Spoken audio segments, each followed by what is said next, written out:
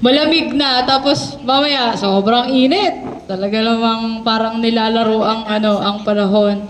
Marami pong nagkakasakit pero salamat po dahil may Diyos tayo na nagpapagaling sa bawat isa. Ang active.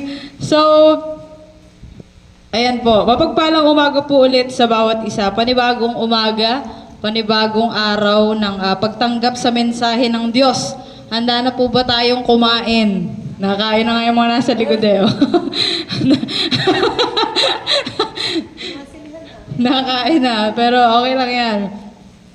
So, ayun po, bago po tayo mag-start o bago tayo magdire-diretso na, tayo po muna yung manalangin, tayo po yumuko at manalangin. Panginoon, papurihan ka at pasalamatan mula sa lahat ng iyong mga nililikha at ginagawa sa buhay ng bawat isa. Salamat po Panginoon sa iyong presensya na nararanasan at pumapagitna sa kongregasyon na ito. Maraming salamat po Panginoon dahil nung nag-umpisa pa lamang ang Sunday service, ramdam na ng bawat isa yung pagkilos mo, yung presensya mo. Holy Spirit, patuloy ka na kumilos ngayong umagang ito. Patuloy na ikaw ang siyang magbigay ng kaunawaan, ng katalinuhan, ng karunungan upang aming sabay-sabay na maunawaan kung ano yung mensahe mo para sa bawat isa. And help us, Lord, na maisapamuhay ito. Hindi lamang ito matambak sa amin, kundi ma-share din po namin sa mga taong nangangailangan din ng iyong mensahe. Salamat po. Let your will be done. Tanggalin niyo po lahat ng uri ng klase ng distraction ngayong umagang ito. Ano man yung mga nasa isip namin, mga nasa puso namin, ito'y patahimikin mo, Panginoon, at ikaw ang siyang kumilos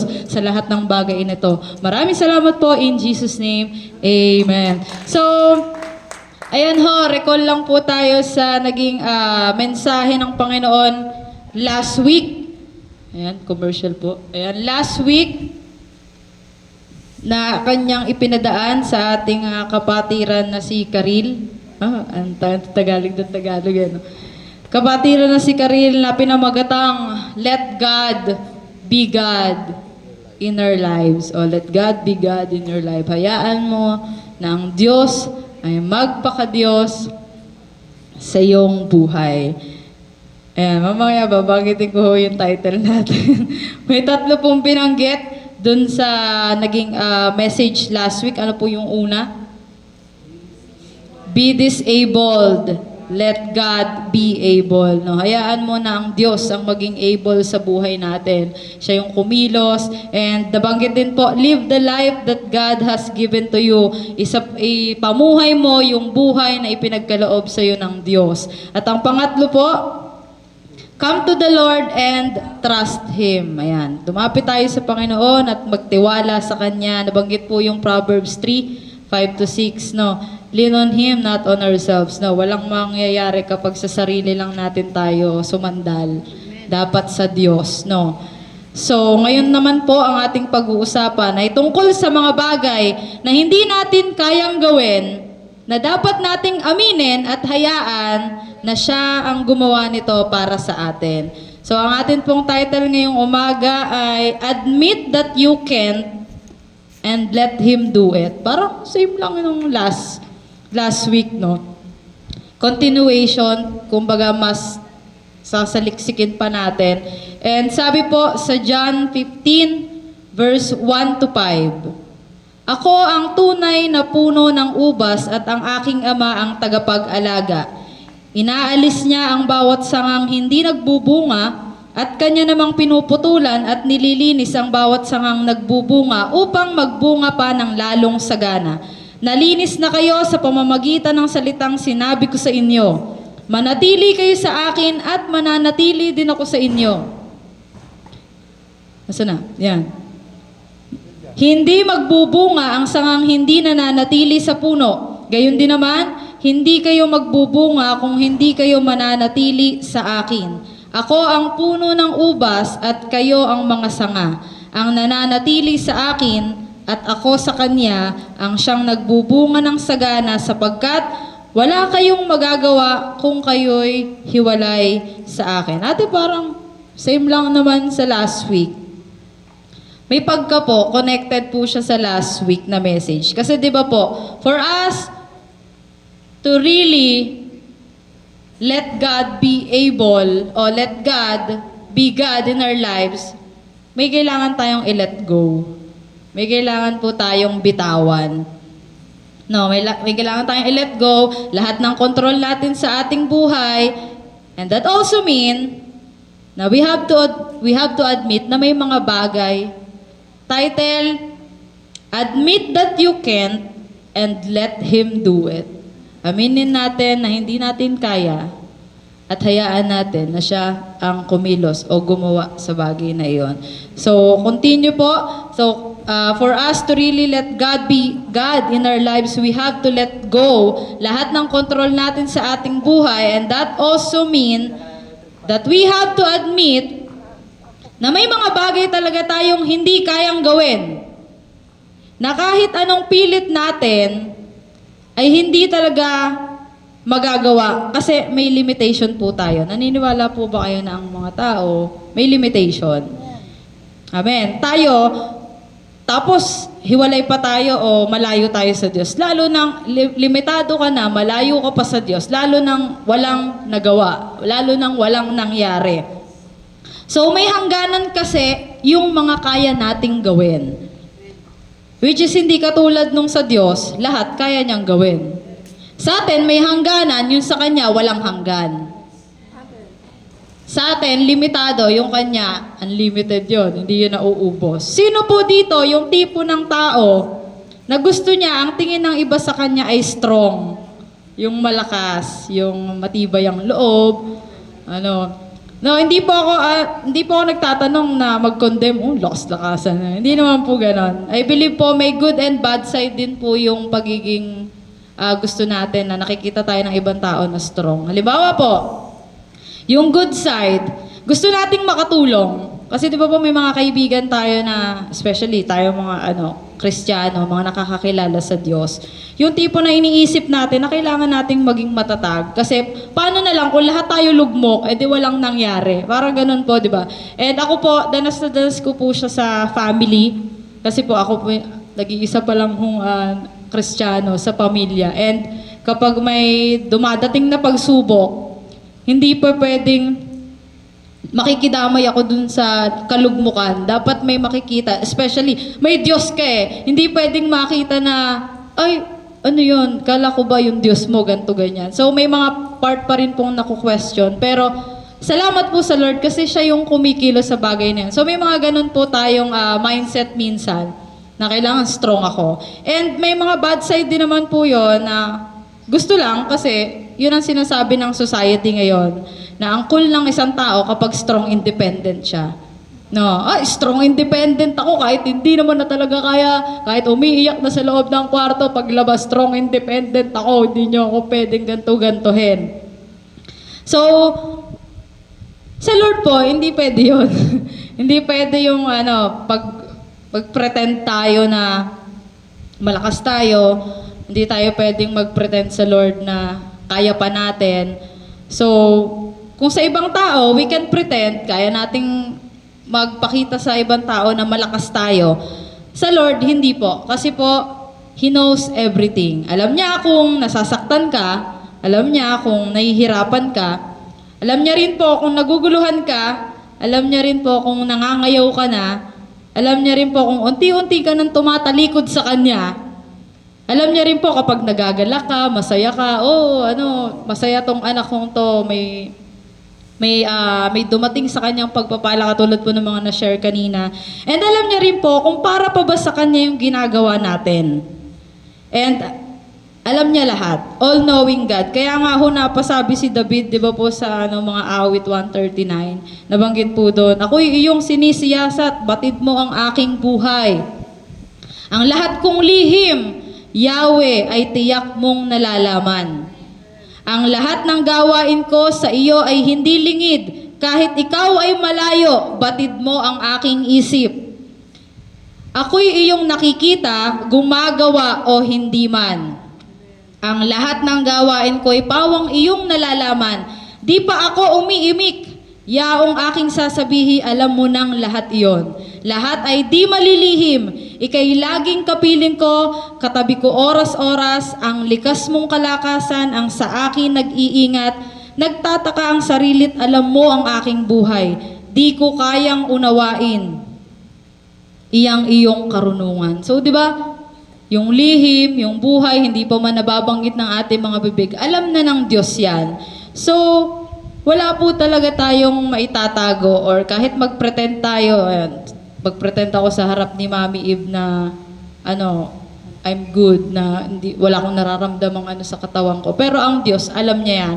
So, di ba po sa Bible, nung part na huhulihin po si Jesus, alam niya na lahat ng mangyayari. Yung part po na ipinagkanulo siya ni Judas, alam niya na po yun, di ba po? Yung part po na itatanggi siya ni Peter ng 3 beses pag tilaok ng manok, alam niya na rin po yun. Even yung mangyayari sa kanya, alam niya. All-knowing God alam niya na lahat.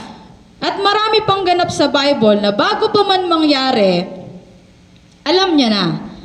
So, dun po sa part na yon, hindi po ba kayo nagtataka na kung alam na ng Diyos lahat ng mangyayari at that time, sa panahon po ngayon, it means alam niya na rin po lahat ng mangyayari at nangyayari at this time, sa panahon po ngayon. Alam niya na rin po. So kung alam natin na alam na ng Diyos lahat-lahat, ang tanong ko po, sino ka?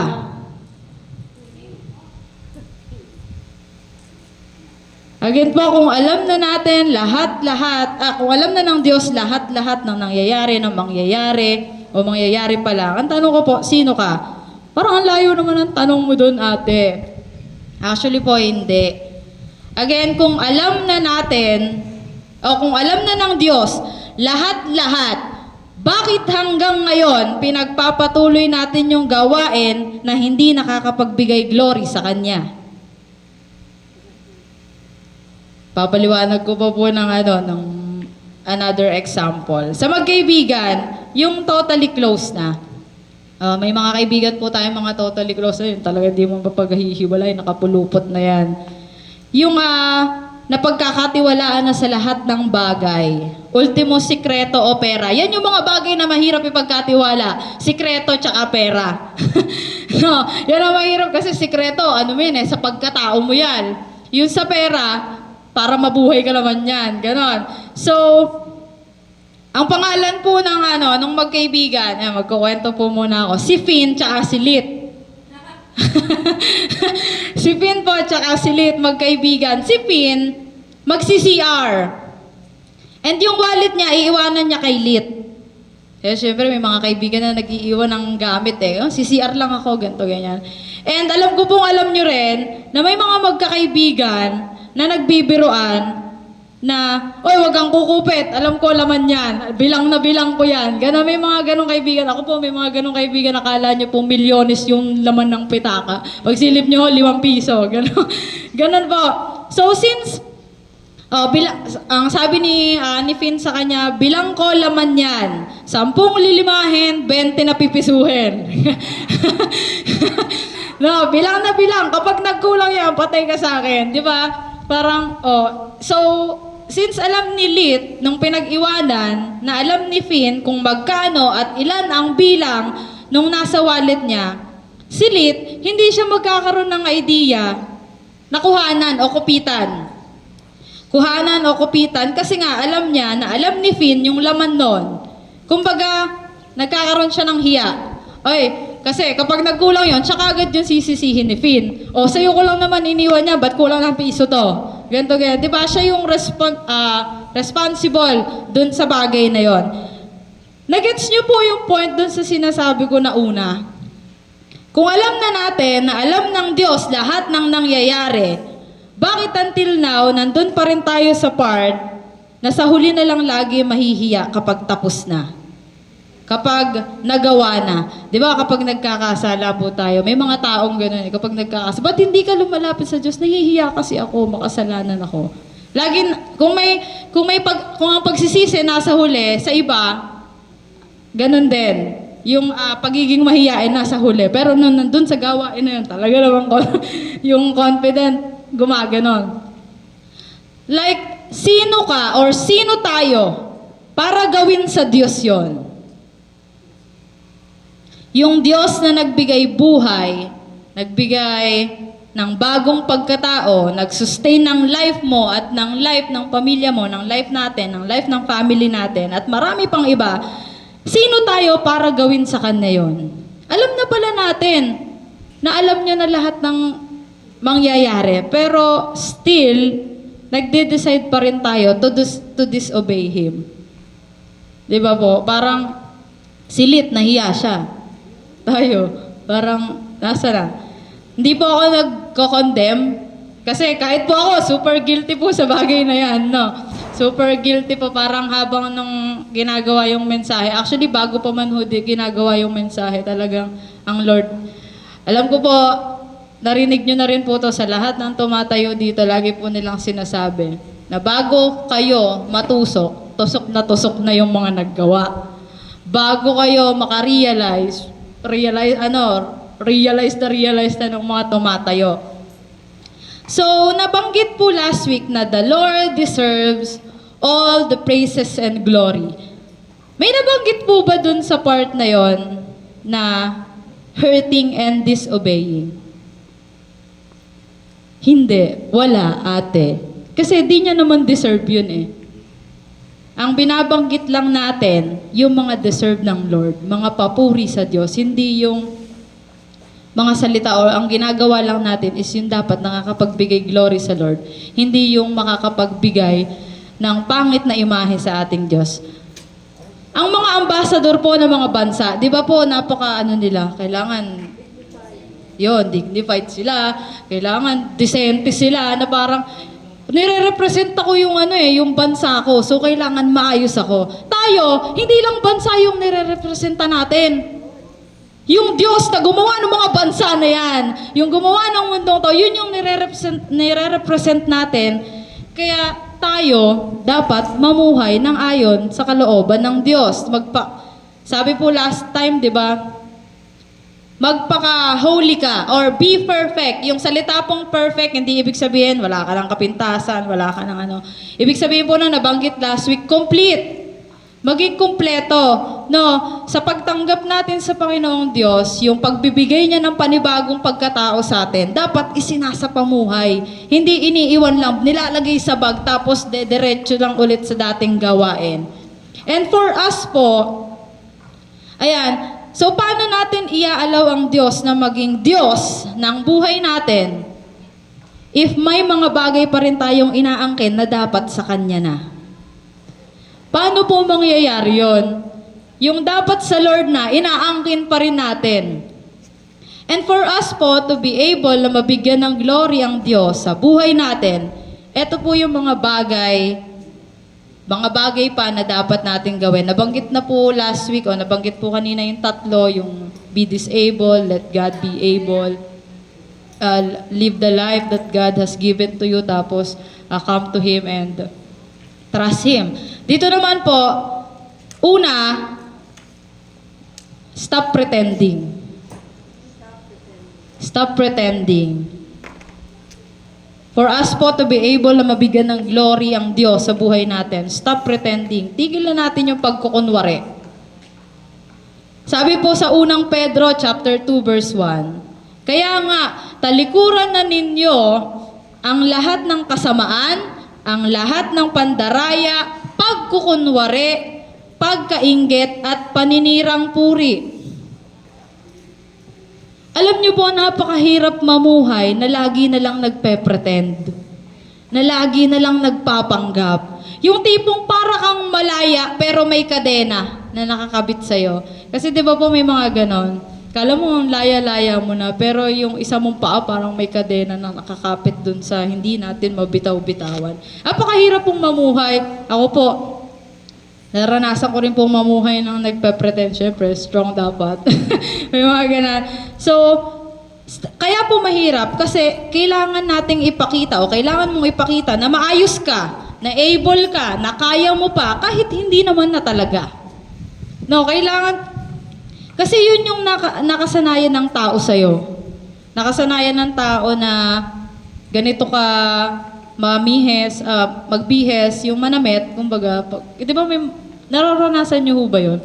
Magbihis ka lang na maganda sa pera, daming pambili Parang, Uy nga, ngayon nga lang ako nakabili, napansin mo pa. So parang mahihirapan ka na to show kung sino ka talaga. Kasi hindi lang sila yung nasanay na ganun ka. Ikaw din, nasanay ka na ganun ka. Nagigets niyo po? Nagigets niyo po yung sinasabi?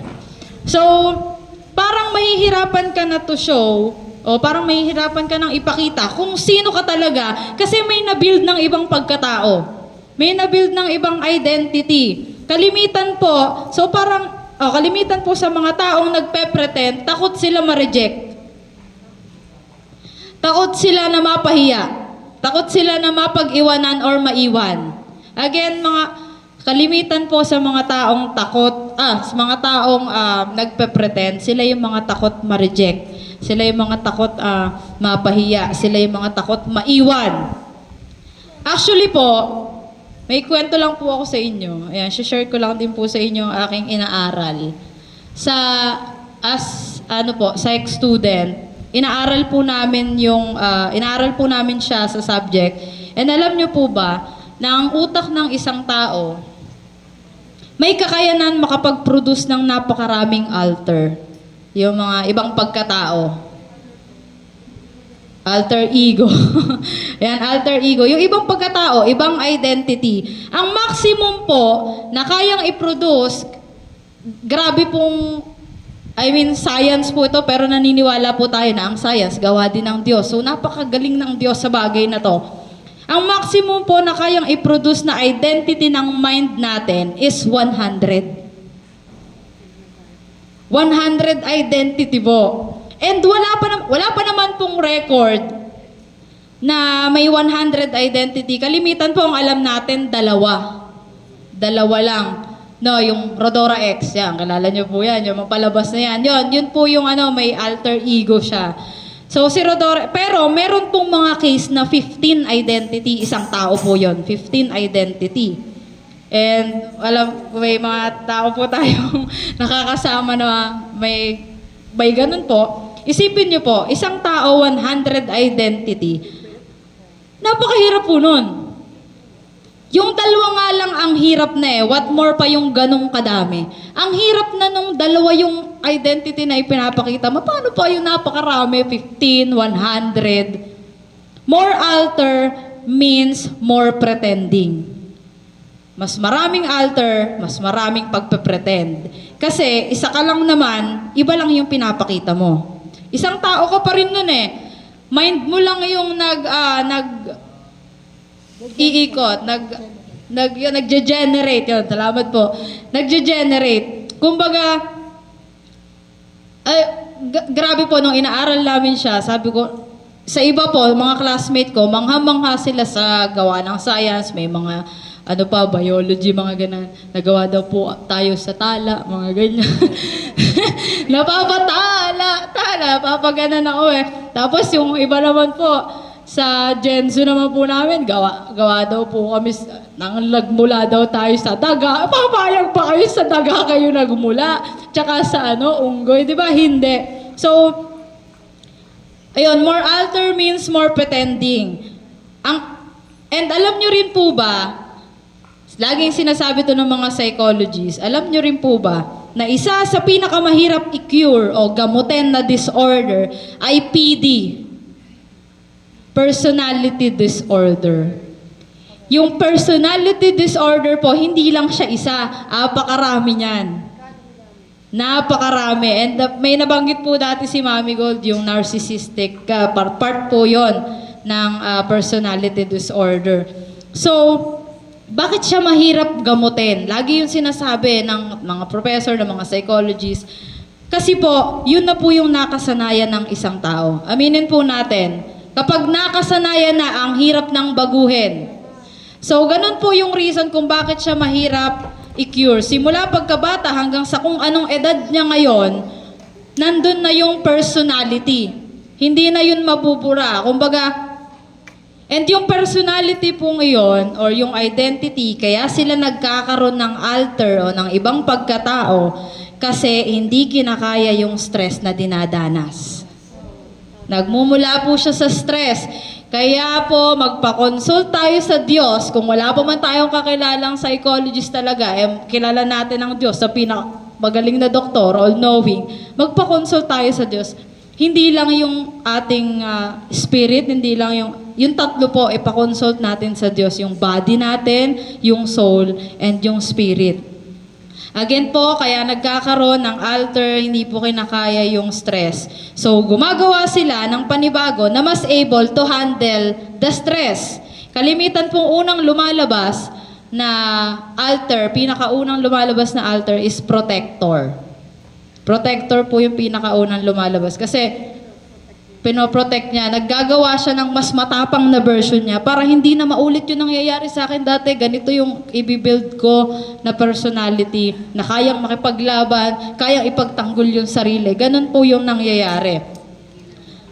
Amazing po, no? Napaka-amazing niya. Pero sobrang concerning din po yun. Kasi po, binuksan din po yung mind namin or sineshare ko po sa inyo na hindi siya yung parang binabaliwala lang. Kasi pag sinabi pong may ganitong problema yan, baliw ka agad. May mga ganon. And kailangan po nating magkaroon din ng konting knowledge about doon. Kasi baka may mga kasama na tayo na need pala ng tulong. No? Kahit, actually po, ang gawain ng psychologist, hindi kayo magdidikta sa kanila. Ikaw yung makikinig sa kanila at tutulungan mo sila na hanapin yung sagot doon sa problema nila. Ganon po yung ginagawa. Kaya ako po, ayan, di ba sobrang amazing po ng ginagawa ng Diyos. And we as a child of God, naniniwala po tayo na we only have one identity. Hindi tayo nakakalikha ng napakaraming identity. May iisa lang tayong identity. Kung meron ka pang ibang identity, sino ka? Sino ka?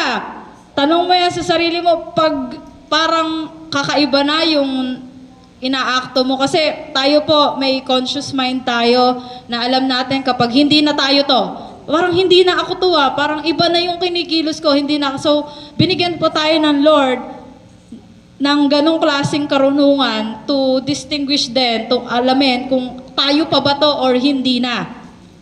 So, salamat po sa Lord, no, kung sa psychology, sa world, mahirap siyang i-cure, sa Diyos, hindi. No, sa Diyos hindi po mahirap i-cure yan. Walang mahirap sa Diyos. Kaya ako po kayo tinanong kung sino kayo. Kasi baka ibang identity yung pinapakita natin dito sa simbahan, sa school, sa bahay, sa ibang lugar. No, baka iba-iba po yan delikado po yan na iba-iba yung ating identity. Paktay tayo dyan. No, mahirap yan. Kasi kung iba-ibang identity ang meron tayo, base sa lugar kung nasan tayo or sa mga taong nakakasama natin, naniniwala po ako na may mga classmate tayo, may mga nakakausap tayong ibang tao. Paano na lang tayo paniniwalaan ng mga taong share natin ng Word of God kung iba-iba yung personality na nakikita nila? Ang alam nila, iisa lang yung Diyos nyo. Bakit ganito ka? Sabi mo, ganito yung mga sinasabi ng Diyos. Tapos maya-maya, eto na yung sinasabi mo. Kailangan nating magkaroon ng deep knowledge sa salita ng Diyos para hindi tayo ma-deceive. Hindi tayo maloko. Sa panahon po ngayon, ang dali ng makadeceive. Napakadali ng makadeceive. So, kung yun po, kung sa panahon pa naman natin ngayon, ang mga tao ay sobra na, over pa sa thinking. Kaya nga po, kailangan nating itigil na yung pagpe-pretend. This is why we have to stop pretending. And simulan po nating ipakita kung sino yung Diyos na nag-isa sa atin. No. Stop pretending na anak tayo ng Diyos. Yung tipong sa salita lang pero sa action, wale. Maging ganap na tayong masunuring anak ng Diyos gaya po ng nabanggit ng ating Mommy God last week. Hindi lang tayo basta anak ng Diyos. Dapat masunuring anak ng Diyos. Huwag po natin kalimutan yung pagiging masunurin. Lagi po natin niyang idadagdag. Hindi lang tayo basta anak ng Diyos. Ang sarap sa feeling na anak ka ng Diyos, pero mas masarap sa feeling na masunurin ka ring anak ng Diyos. Di ba ang mga magulang natutuwa sa mga anak kapag masunurin sila? Ganon din sa Diyos. natutuwa ang Diyos kapag ang lingkod niya masunurin.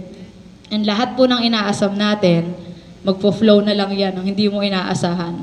Ayun na pala yun. So, ayan, maging ganap tayo, maging firm na tayo sa kung sino tayo. Maging firm na tayo na kung sino tayo sa church, ganun din tayo sa bahay, ganun din tayo sa school, at sa mga taong nakakasalamuhan natin. One body, one spirit, one God. Kung sa church, nangungupo ka, dapat sa bahay ganun din. Dapat sa school ganun din. Kahit sa mga matatandang nakakausap natin dyan, dapat ganun din. Kasi ako po, inaamin ko po, guilty po ako dyan. Kasi mga youth, lumaki po ako na talagang walang build ng pangungupo at opo. Ayun po, lumaki po talaga ako. Kaya kung makipag-usap po ako sa pamilya ko, talagang tropa-tropa. Tapos, ang nakakaano nga po doon, ang lalayo po ng agwat namin magkakapatid. Yung panganay po, ang agwat sa akin, 20. 17 po yung pangalawa, 10 po yung pangatlo. So, parang sa akin, ang kapal ng mukha ko, hindi mangupo at opo sa kanila, hindi gumalang sa kanila. And ganun din po sa parents ko. Tapos, nakapag-church po ako, nangungupo ako kay Mami Gold, nagmamano pa ako na hindi ko ginagawa. So, doon ko na-realize, ang dami kong beses na nag-pretend. And sabi po ng Lord, sinabi po, for us to really let God be God in our lives, kailangan nating mag-stop sa pagpe-pretend. One body, one spirit, one God. Una po, stop pretending. Pangalawa na po tayo. Admit that you really can't. Admit mo na hindi mo talaga kaya. No. Wag mo nang ipilit. Wag na nating ipilit. Nandun na tayo sa part na yes, may pinagkaloobang Diyos sa atin, na ability, skills, knowledge, pero hindi yun magbibigay sa atin ng guarantee na kaya na natin gawin lahat ng bagay. The only one who can do the impossible to possible is Him alone. Ang Diyos lamang ang makakagawa o makakapag-turn ng imposible sa posible. Yung posible, kaya natin gawin. Yung imposible, ang Diyos ang may kayang gawin. So, admitting, eto po, tandaan niyo po ito, ang pag-amin o pag-admit ay hindi kahinaan. Tandaan niyo po yan, hindi yan kahinaan. It is actually one of the strongest thing you can do. Isa yan sa pinaka malakas or strongest na kaya mong gawin. Kasi, bakit? Hindi lahat kayang gawin yan. Hindi lahat kayang mag-admit, hindi lahat kayang sumuko. Admitting is not kahinaan. Oy, konyo. No, pag-admit ay hindi kahinaan. Alam niyo po, may narinig ako, in-explain niya kung bakit dapat hindi natin pinipilit yung mga bagay, lalo na hindi naman talaga para dun yon. Alam niyo po yung mga laruan ng mga bata, yung box na may mga shape, may circle, yung circle, ilulusot sa ka-circle para pumasok doon sa loob ng box. Yung star, ganun din. Yung triangle, ganun din. Ayun, yung, ano po, Play-Doh. Ewan ko po, nai-imagine nyo yung ganung laruan. Isipin nyo po, ilusot nyo yung star sa shape ng bilog, aare. Yung shape ng bilog sa triangle. Yung triangle sa star. Di ba hindi? Kahit anong pilit, hindi talaga aare o papasok. Kasi hindi naman yun para doon. Ganon din po sa life natin. Kapag hindi naman talaga natin kaya, huwag nang ipilit. Huwag na tayong marunong pa sa Diyos. Kapag hindi tayo para doon, huwag nang ipilit. Kapag hindi naman talaga para sa atin, huwag nang ipilit. Kapag para sa Diyos, at tanging siya lang naman talaga ang makakagawa nun, huwag na tayong magpumilit pa. Huwag na. Ang nagpupumilit nasasaktan. Oh, parang ano yun Di ba po? Sige po, try nyo pumasok sa napakaliit na butas, hindi ka masasaktan. Di ba? Ang nagpupumilit, nasasaktan. Ayaw ng Diyos na nasasaktan tayo. Inihanda niya na nga lahat Lalakaran na lang natin. Susunod na lang tayo sa Kanya. Pero tayo, nagpupumilit na maglagay ng mga tamtaks na para mahirapan tayo. Sabi nga last week, wag na nating agawan ng glory ang Lord. Ibigay na natin sa Diyos yon. Admit na natin na siya lang talaga ang may kakayanan na gawin lahat ng bagay. Admit na natin na may kahinaan tayo, ang Diyos wala. Admit na natin na limitado tayo, ang Diyos hindi. Again po, admitting is not kahinaan. So admit na po natin na hindi natin kaya nang wala ang Diyos. Yun. Admitting is not a weakness. O yun, sabi ni Mami. Na, kumpleto na yung English. No, hindi siya kahinaan. Huwag mong iisipin kung sa ibang tao, kapag sumuko ka, ay talunan ka. Sa Diyos, kapag sumuko ka, yayakapin ka pa niya. No, kapag nagtaas sa ibang tao o kay enemy, magtaas ka ng 2 kamay, talunan ka, wala kang kwento sa Diyos. Halika anak, tama yung ginawa mo. Mabuti naman, napagdesisyonan mo na yan. Again po, una, stop pretending. Pangalawa, admit that you really can. Pangatlo po, change position with God. Makipagpalit ka ng posisyon sa Lord. Let Him drive for you. Sabi po sa Mateo chapter 16 verse 24, sinabi ni Jesus sa kanyang mga alagad, sino mang nagnanais sumunod sa akin ay kailangang itakwil ang kanyang sarili, pasanin ang kanyang krus at sumunod sa akin. May magandang version po na English, which is yung The Message. Ang sabi po dito, anyone who intends to come with me has to let me lead. Let me lead. Hayaan mo na ang Diyos ang mag-lead sa'yo. You are not the drivers. You're not in the driver's seats, I am. Verse po, Mateo chapter 16, verse 24. Ayun. So, hindi ikaw yung nasa driver's seat. Ang Diyos. Apo. Maari kasing, eto, pakinggan niyo po ito. Maari kasing nasa kalooban naman na talaga tayo ng Diyos. Yung ginagawa natin, nasa right location ka na, nasa right season ka na, pero yung position, tama din ba? Eto na yung kalooban, eto na yon. Baka kasi sinasabi ng Lord na, anak, dito sa kabila. Pero tayo, sige pa din, dito sa kabila. Di, ito yun eh. Ito na yun eh. Ito na talaga yun. Nandun na yung word. Nandun na yung sagot sa prayer. Nandun ka na rin. Yung decision mo na lang to listen and obey ang wala. Again, nandun na yung word, nandun na yung sagot sa prayer, nandun na rin tayo. Ang wala na lang yung desisyon nating makinig at sumunod sa Diyos. Let Him do it for you. Hayaan mo ang Diyos sa bagay na yon. Hayaan mo ang Diyos na tulungan ka. And, ito po, sasabihin ko sa inyo kapatid.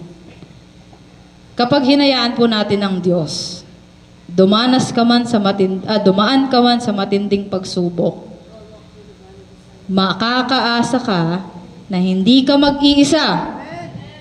Dahil sasamahan ka niya hanggang sa makarating ka sa iyong patutunguhan na siya rin ang naghanda. Ayaw niyo po nun, pinag-drive ka na, passenger princess at prince ka na. Ayun na pa, yung mga sa mga kabataan ngayon, kailan makakaranas maging passenger princess? Kapatid, passenger princess na tayo matagal ng panahon. Ang tanong, passenger princess o ikaw ang driver? Hindi, Lord, poprotektahan kita.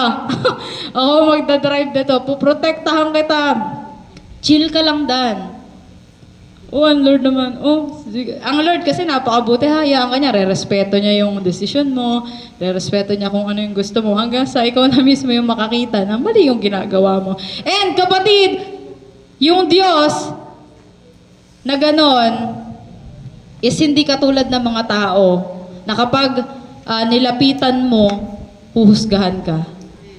Na kapag, halimbawa, may mga ganito pong senaryo yung aalis ka sa bahay kasi gusto mo na ikaw na lang mabuhay, yung parang gusto mong matuto sa buhay. Tapos kapag hindi nag-work yon, pagbalik mo sa kanila, ngayon, babalik-balik ka, napatunayan mo na mali lahat ng decision mo. Sabi ko naman sa'yo, wala kang kayang gawin, ganun. Sa Lord, walang salita, yayakapin ka lang. Ano na po yung prodigal son?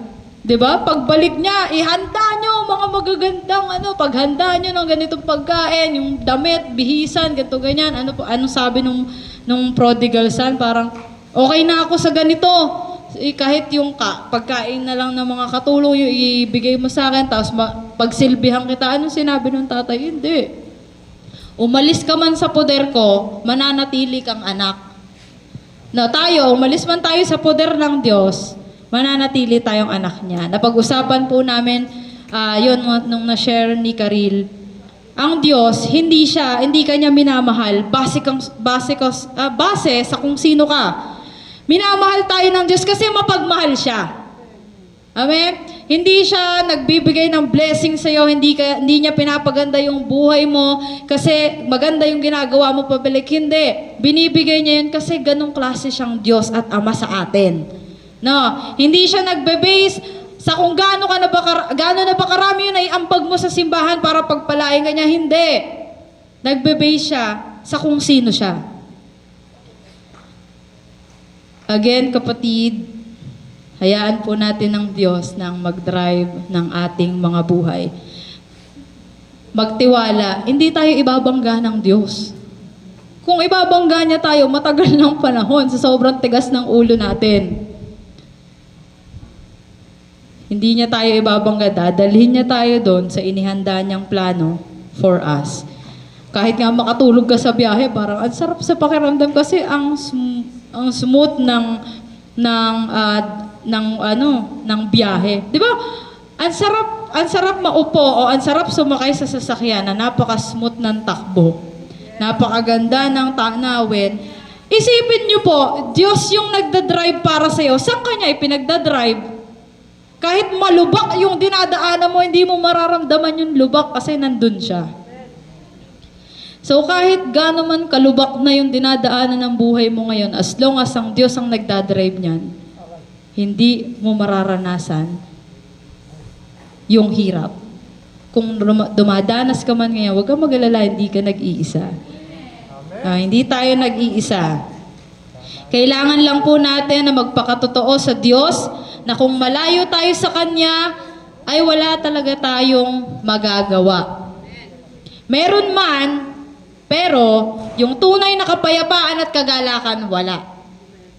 May kaya tayong gawin kahit wala tayo sa Diyos, kahit lumayo tayo. May mga nagagawa tayo, may mga ganun po Hindi, kaya ko naman ang wala ang Diyos sa buhay ko. Ito nga, nabubuhay nga ako Pero kapag narinig nyo po yung kwento nila o yung pinagdadaanan nila, kitang-kita nyo po na yung tunay na kapayapaan at kagalakan na hinahanap nila, hindi nila matagpuan. Kasi yung bagay na yun, sa Diyos nang nagmumula. Naalala nyo po yung preach ni Pastora Maricar? Na ang happiness, makukuha mo yan sa mga bagay. Pero ang kagalakan, sa Diyos lang yan nagmumula. So kung wala ang Diyos, wala kang tunay na kagalakan.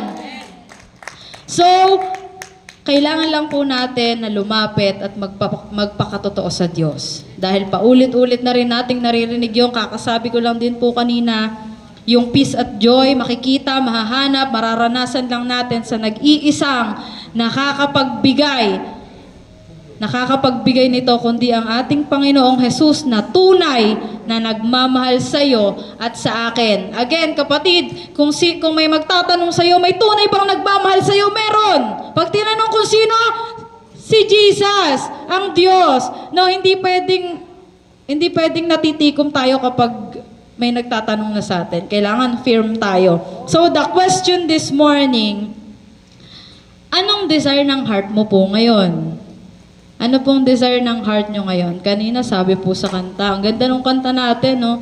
Offering our life, giving our heart, our soul sa Diyos, and mabuhay ng para sa Diyos. Napakaganda po ng awitin. Actually, pag pinakinggan po siya, napakasarap sa pakiramdam. Pero kapag nandun ka na sa sitwasyon na kailangan mo talagang i-offer, parang ang hirap. Parang ang dali niya lang sabihin, pero ang hirap gawin. Ako po, aminado po ako sa bagay na yan. Hindi ko po itatanggi na kapag nasa sitwasyon na ako ng buhay ko na ano na ba talaga? Eto na. Sabi mo magtitiwala. Dan umaatake ang enemy. Sabi mo magtitiwala ka. Sabi mo, ang Diyos ang meron ka. Bakit parang ngayon, ito pala yung pagsubok na meron ka, bitaw ka na. So again, tinatanong ko po kayo ngayong umagang ito, ano po yung desire ng inyong mga puso? Ito po ba yung, is it really to offer or give your body, your soul, and spirit to the Lord and let Him be God in your life? Or mananatili ka pa din sa life na ikaw pa rin yung nasusunod? You have to choose, kapatid. Kailangan po nating mamili. Kailangan po nating mag-decide. Kailangan po nating magdesisyon. Na alam niyo po yung yung you cannot serve two master. 'Di ba? We cannot serve two master. Kailangan nating mamili at ang Diyos dapat ang ating piliin. You have to choose. Magsesettle ka ba sa salvation? O magsasettle ka ba sa salvation lang or sa salvation na may kasamang transformation ng life? Wag lang tayo ligtas na ako. Well, wag tayo magsettle sa salvation lang. Magsettle tayo sa salvation na may kasamang transformation. Again, kung gusto mo, mas gusto ng Diyos. Nabanggit din po ito last week. Kung gusto natin, mas gusto ng Diyos. Kung gusto mo na maging maayos yung buhay mo, mas gusto ng Diyos yan para sa'yo. Kung gusto mo na maging masagana yung buhay mo, mas gusto yan ng Diyos para sa'yo. And if you think na hindi nyo po kaya, may kilala po ako na kaya. And alam ko pong kilala nyo rin siya. Kailangan lang po nating lumapit sa Kanya at i-confess ng ating bibig na, Lord, I can't. But I know you can because nothing is impossible sa'yo. Hindi ko kaya, Lord, pero kaya mo. Kaya magtitiwala ako kasi lahat ng bagay walang mahirap sa'yo. Kaya mong gawin. And ito po ang ating application mula sa mga taga-Roma, chapter 12, verse 1. Kaya nga mga kapatid, alang-alang sa masaganang habag ng Diyos sa atin, ako'y nakikiusap sa inyo, si Paul po ito. Ako'y nakikiusap sa inyo na ialay ninyo ang inyong sarili bilang isang handog na buhay, banal at kalugod-lugod sa Diyos. Ito ang karapat-dapat na pagsamba ninyo sa Diyos. Offer our life to Him, live for Him, glorify Him dahil yun ang karapat-dapat na pagsamba natin sa Diyos. Ialay natin ang ating buhay, mabuhay tayo ng para sa Kanya at i-glorify siya sa lahat ng ating gagawin dahil yun ang karapat-dapat na pagsamba. Inaanyayahan ko po kayo na tumayo. And ngayon pong umagang ito,